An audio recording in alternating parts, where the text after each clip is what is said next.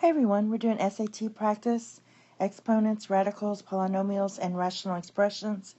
This is medium number 2, part 2. Like before, I suggest you try to do the problem first and answer it, and then so push pause and decide if you need to, if you got the right answer, then you can check it.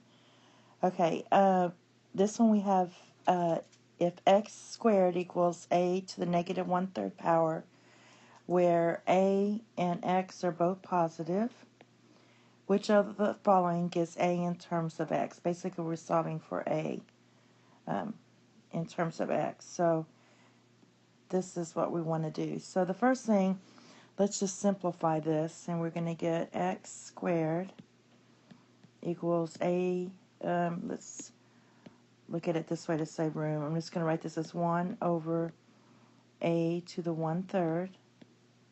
I got rid of the negative, okay, which is the same as 1 over cube root of a. It's just the radical way of writing the rational. Okay, so now what we want to do, we have x squared equals 1 over cube root of a. So let's go ahead and cube both equations. When you do that, you get x to the 6th equals 1, because 1 cubed is 1, over a. Now when you cross multiply, so we're solving for a, we get a equals, I'm just crossing this up, and I'm crossing the a up and the a to the 6th down, 1 over x to the 6th. So choice A is the correct answer. Okay, the next one, we just want to simplify this or reduce it. So basically, since we can see that these are pretty big, we can use our greatest common factor or highest common factor. Both mean the same thing. So the first thing I'm going to do is pull out my greatest common factor, which is 5u squared v. You pull out the smallest one on the variables, and inside you get 4uv minus 3. And then do the same thing for the denominator. Turns out these are the same. And then in the denominator, you're going to get 2u squared plus 6uv squared. All right, now what happens is these cancel, and this is your final answer. It can't be simplified anymore, and this matches C. So that's your answer. And the next one, it says if x equals 5 and square root of 2m plus 11 minus x is 0, what is the value of m? So basically, we want to plug in m. We're going to plug in x first. So let's do that. We have square root of 2m plus 11 minus 5 equals 0. I'm going to add 5 to both sides. So you get 2m plus 11 equals 5. And we want to square both sides.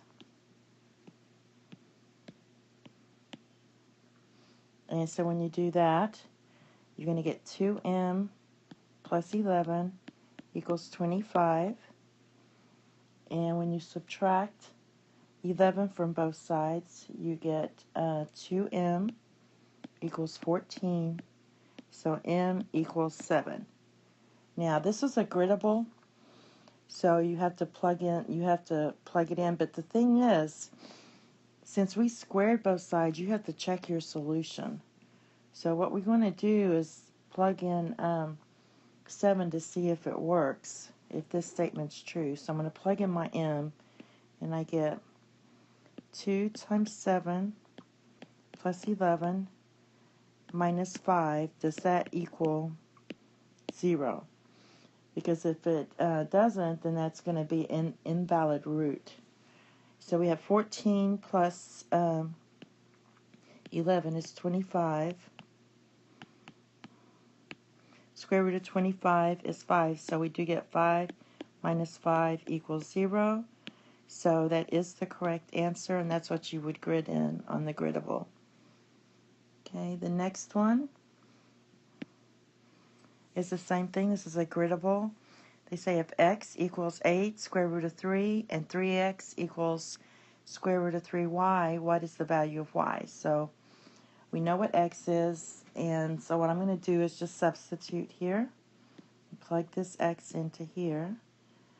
So when you do that, you get 3 times 8 square root of 3 equals square root of 3y.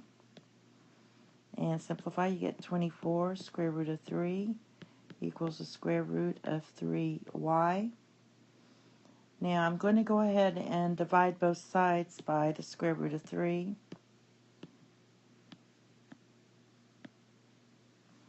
Alright, and that cancels. And, oh, this was still square root of, I could have written this right here, square root of 3 times the square root of y. So that would have canceled. So we get 24 equals square root of y. And when you square both sides, you get y equals 576. And that's what you would put on the griddable. Okay? We have one more medium one. This is one of these. You should have seen these in Algebra 1 or Algebra 2. This problem is compounded annually. That makes it easier. And basically, all we're going to do is kind of plug in. We're trying to find the interest rate in 4 years. So we're trying to find R. So what you want to do here is basically, it seems like it's a word well, I kind of shorten this to make it easier, but it looks wordy when you read it, but all you have to do is plug everything in. So basically, we're going to use R. How much will the interest, what she's going to earn. So the interest rate is, we're going to write that as 0.02, because that's 2%. All right? So let's plug everything in, and we have it. So A equals 5,000. That's her initial amount, or his, whoever. 1 plus 0.002 to the fourth, because the T years is 4. And when you put that all in the calculator, you get approximately 5412.16. Now, basically that's not what they're asking, though. That's what A equals. They're asking how much of the interest she earns, or he earns. So we're going to subtract the 5,000 from this, because she initially put in that. And what we get is 412.16. And it says express your answer to the nearest whole dollar. That's what you usually do with money problems. So that's not our answer. That's not where you'd put on the griddable. On the griddable, you would just put, you wouldn't even put the dollar sign. You just put 412. And that would be your final answer. Okay, the next set we're going to do is the hard set. And we have 2 parts, hard number 1 and hard number 2. Thank you. Have a nice day. Bye-bye.